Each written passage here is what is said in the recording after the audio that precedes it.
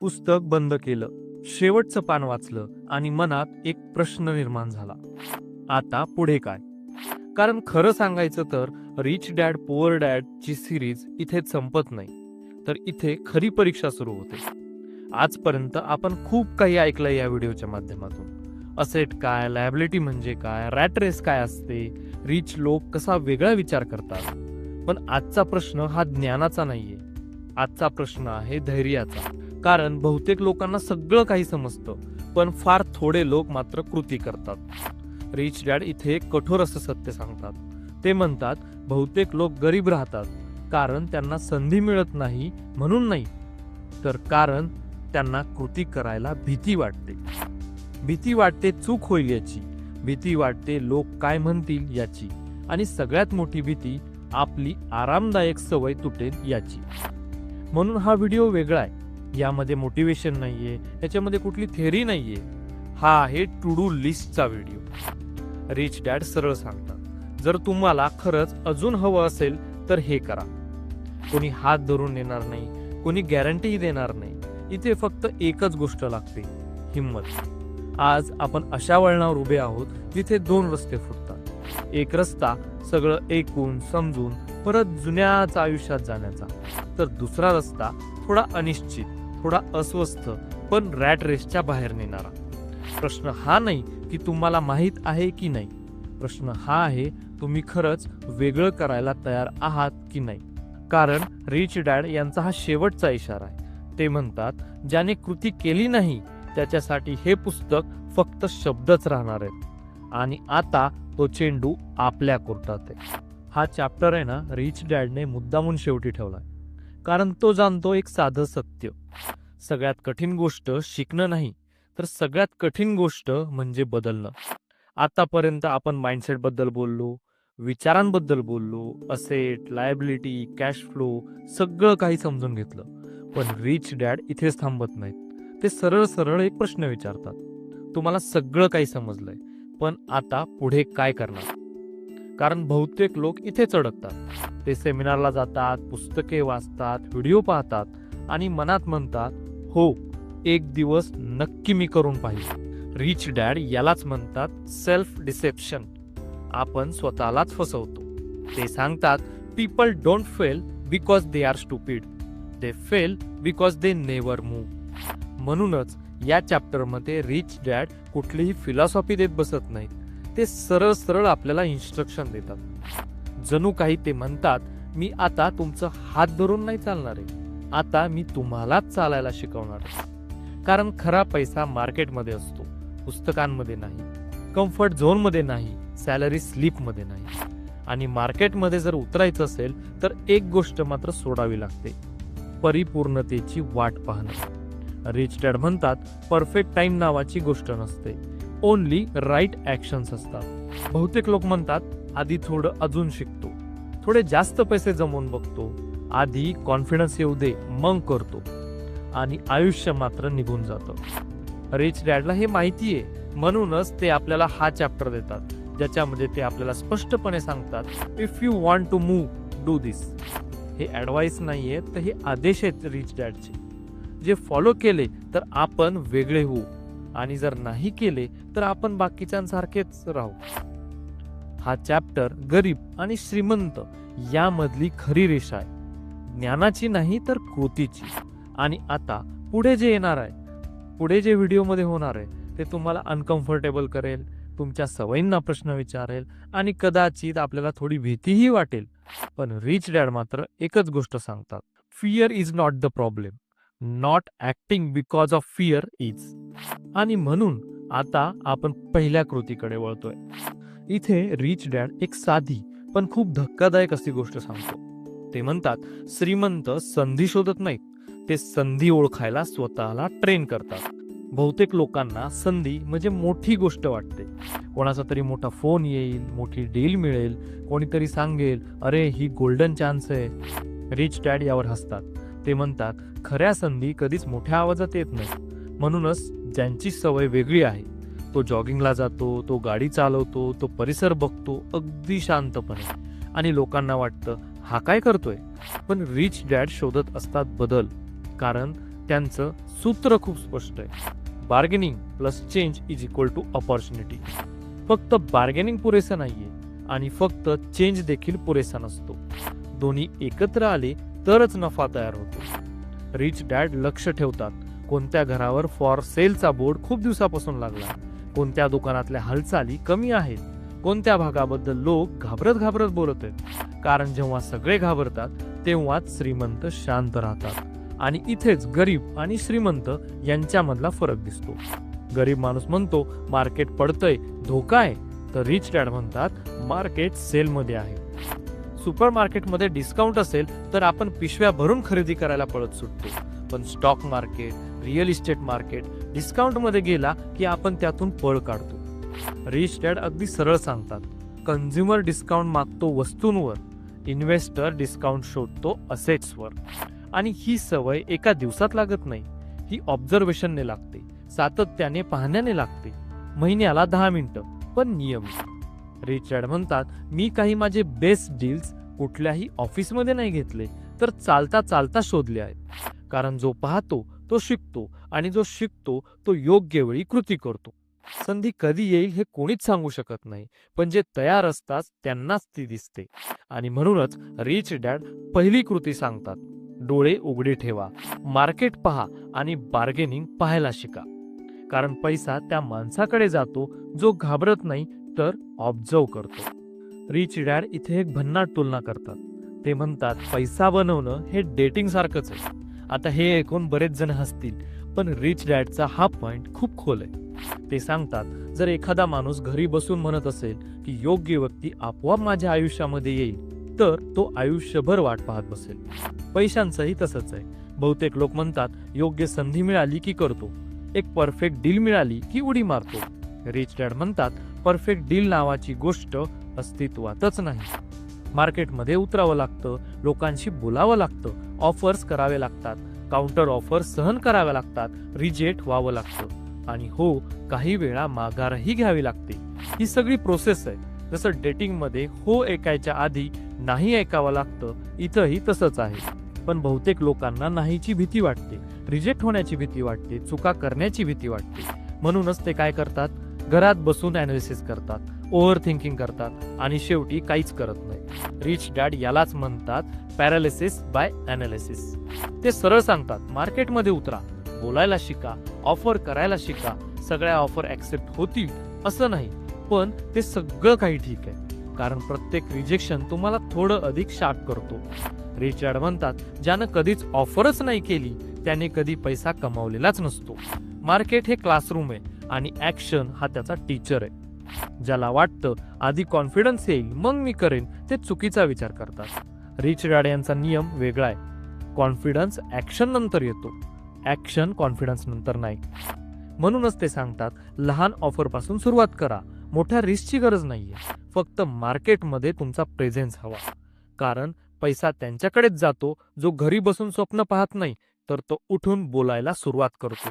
आणि हीच तिसरी कृती आहे, मार्केटमध्ये उतरा. भीती असेल तरीही उतरा, परफेक्शन नसेल तरीही उतरा.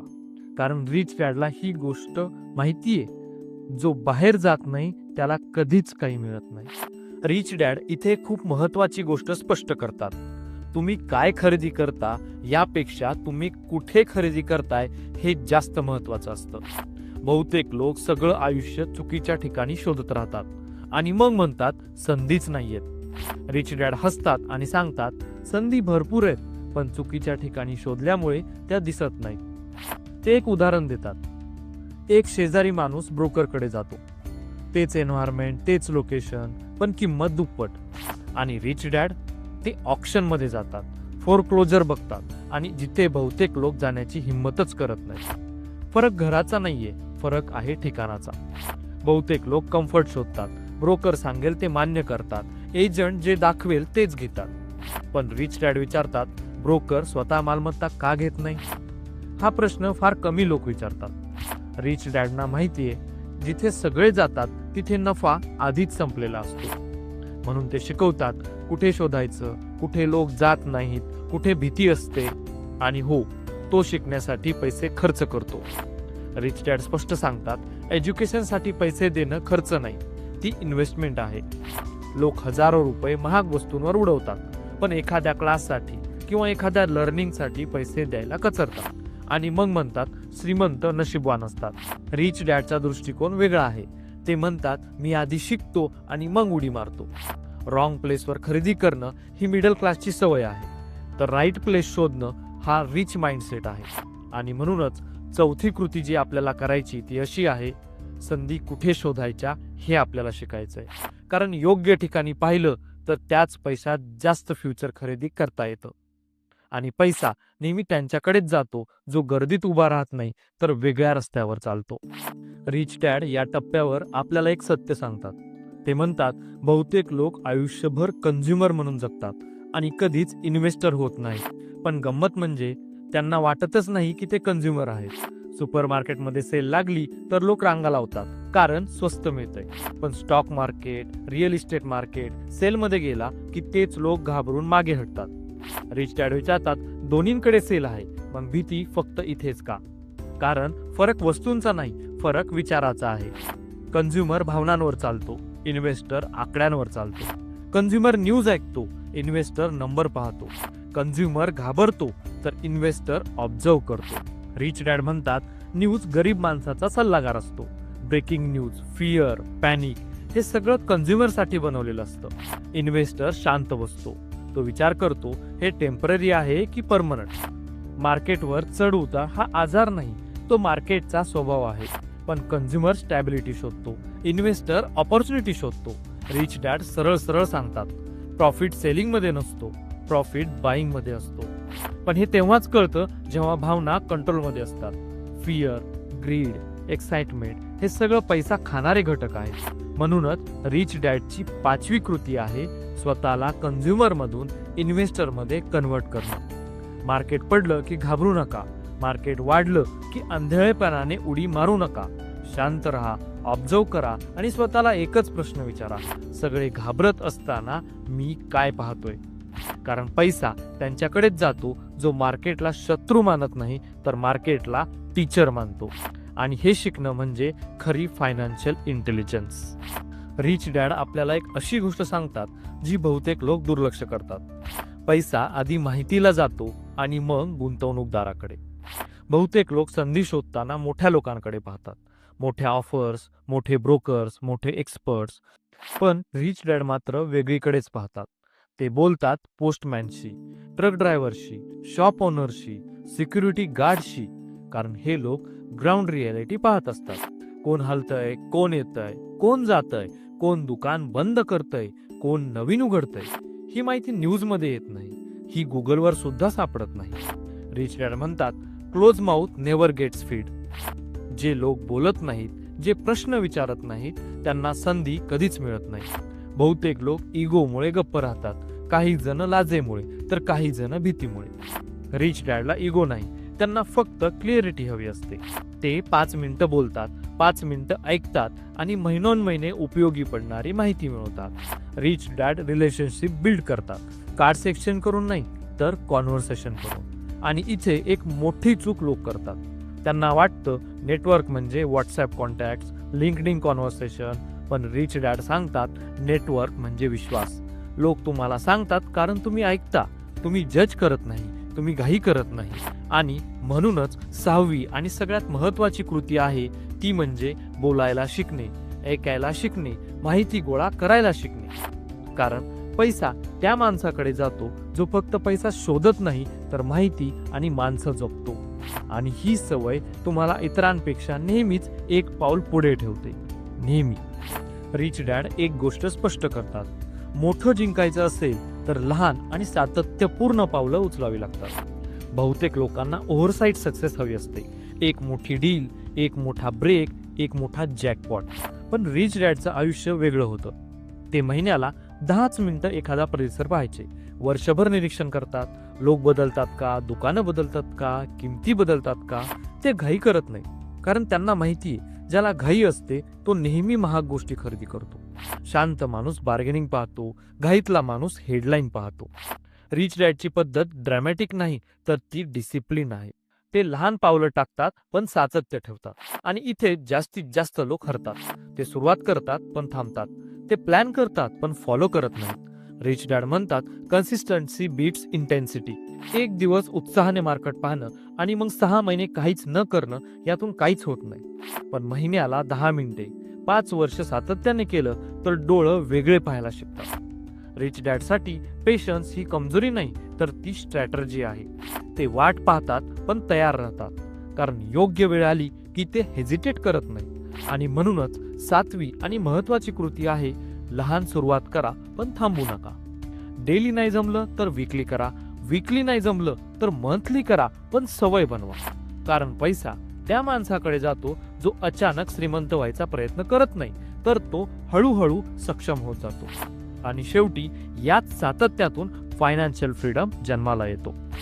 आता प्रश्न परत त्याच जागी येतो, तुम्हाला अजून हवं आहे का? कारण रिच डॅड पुअर डॅड इथेच संपत नाही, तर इथून सुरू होतं तुमचं खरं आयुष्य. या पुस्तकाने आपल्याला 2 गोष्टी दिल्या, एक म्हणजे ज्ञान आणि दुसरं म्हणजे निवड.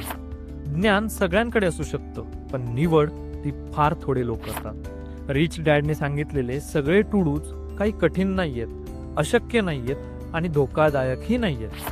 पण एक गोष्ट मात्र नक्की आहे, ते अनकम्फर्टेबल आहे. ते तुम्हाला गर्दीपासून वेगळं उभे करतात. ते तुमच्या सवयींना प्रश्न विचारतात. ते तुम्हाला ब्लेम गेम मधून बाहेर काढतात. आता तुम्ही 2 प्रकार निवडू शकता. पहिला प्रकार म्हणजे हो, खूप छान होतं बरं पुस्तक, आणि उद्यापासून पुन्हा तेच जुनंच आयुष्य. आणि दुसरा प्रकार शांतपणे कुणालाही न सांगता लहान कृती सुरू करणारा. रिच डॅडचा शेवटचा संदेश खूप स्पष्ट आणि महत्वाचा आहे. Knowledge without action is useless. भीती असणारच, डाऊट येणारच, काही वेळा चुकाही होणारच. पण एक गोष्ट मात्र लक्षात ठेवा, फेल होणं धोकादायक नाही, कधीच प्रयत्न न करणं हे धोकादायक आहे. रॅट रेस मधून बाहेर पडायचं असेल तर वेगळा विचार करणं पुरेसं नाही, तर वेगळं करणं गरजेचं आहे. आज तुम्ही ठरवू शकता, तुम्ही कम्फर्टेबल राहणार आहात की कॅपेबल होणार आहात. कारण पैसा, स्वातंत्र्य, आत्मविश्वास हे सगळं एका निर्णयापासून सुरू होतं. पुस्तक बदलत नाही, सेमिनार बदलत नाहीत, व्हिडिओ बदलत नाहीत, निर्णय बदलतो. आणि आज तो चेंडू पूर्णपणे आपल्या कोर्टात आहे.